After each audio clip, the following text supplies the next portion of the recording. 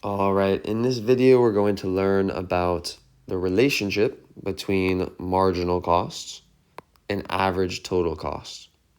And again, this is more just general understanding of the relationship between marginal and average, right? It could be costs, it could be marginal product and average product, right? It could be points per game in an NBA season.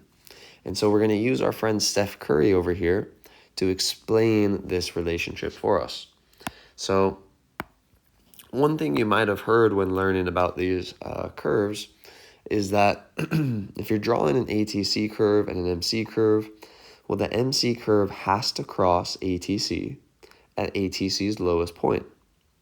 And the reason for this is because if we produce a lower quantity where our marginal cost is less than our ATC, well, what's going to happen if we produce one more?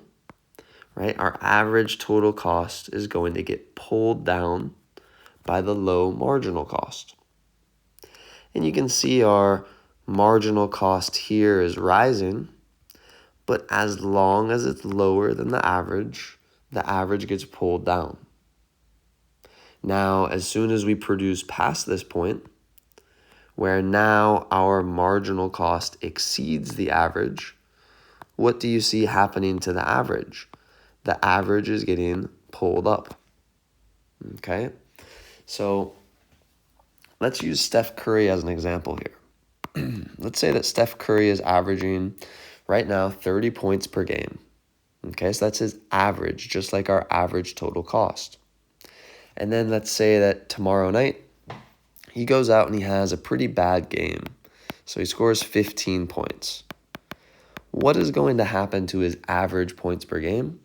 Well, it's definitely going to decrease. The marginal score, his score from that night, is less than his average, so his average goes down. Then suppose after that game, his average goes down to 27 points per game.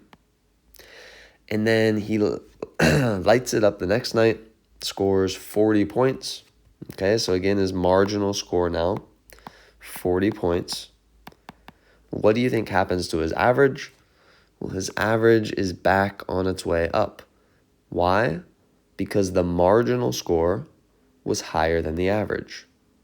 So Steph Curry, same thing applies to production costs.